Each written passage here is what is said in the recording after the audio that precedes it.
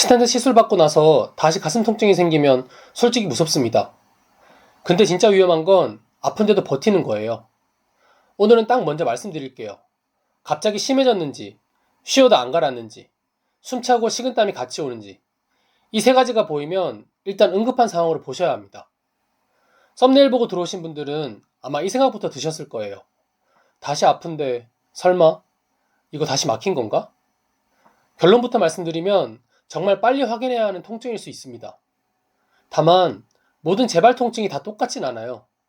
그래서 오늘은 지금 바로 응급실 가야 하는 경우인지, 아니면 당장 급하진 않아도 빨리 외래나 시술병원 확인이 필요한 경우인지 환자 기준으로 바로 정리해 드릴게요. 먼저 응급 쪽부터 가겠습니다.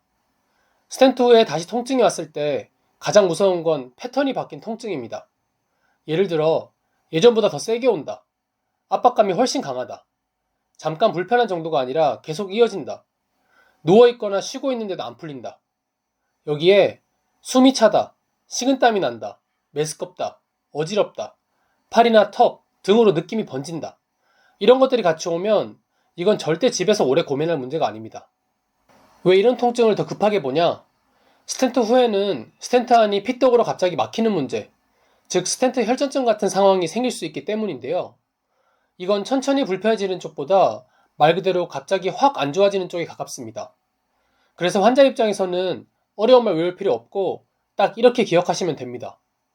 원래 알던 불편함이 아니라 갑자기 통증의 결이 달라졌다.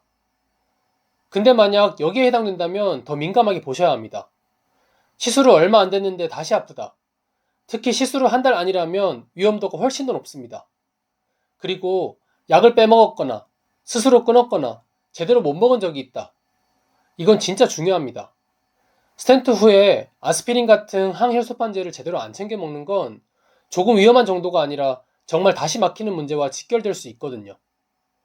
스텐트 후에 항혈소판제 안 챙겨 먹으면 어떤 치명적인 문제가 발생할 수 있는지, 이 부분은 제가 따로 만든 영상이 있으니까 우측 상단 카드에 걸어둘게요. 이 영상도 꼭 같이 챙겨보세요. 그리고 하나 더, 스텐트하고도 담배를 못 끊는 분들, 이건 특히 스텐트 혈전증처럼 급하게 막히는 문제에서는 절대 가볍게 보면 안 됩니다. 많은 공식 지침에서 흡연을 스텐트 혈전증의 강력한 독립위험인자로 말하고 있습니다.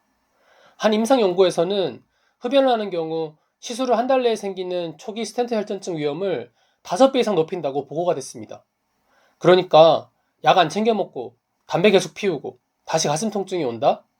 이 조합이면 높은 확률로 의심하셔야 합니다. 이거 다시 막힌 거 아니겠죠? 환자 입장에서는 충분히 가질 수 있는 걱정인데요.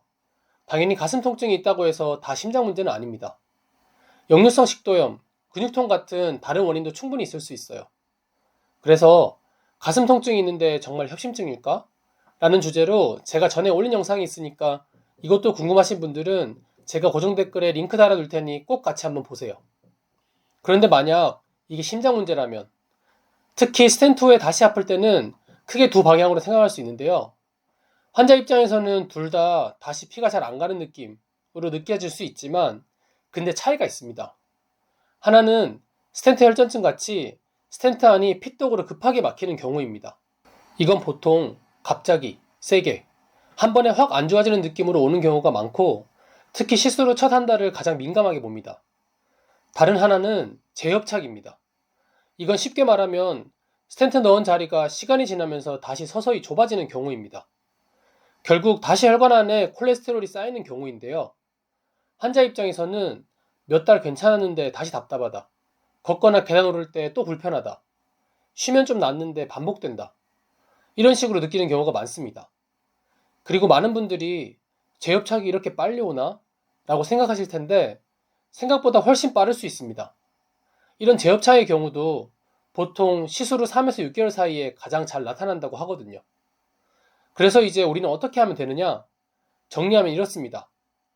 바로 응급실 쪽으로 생각해야 하는 경우, 통증이 평소와 다르게 갑자기 강하다, 쉬어도 안 풀린다, 숨참, 식은땀, 구역감, 어지럼이 같이 온다, 통증이 퍼지는 느낌이 있다, 시술 후 얼마 안 됐는데 다시 아프다, 약을 빼먹었거나 흡연 같은 위험 요소가 같이 있다, 빨리 외래나 시술병원 확인이 필요한 경우, 몇 달 지나 다시 반복적으로 답답하다, 활동할 때 더 불편하다, 쉬면 좀 낫지만 계속 반복된다.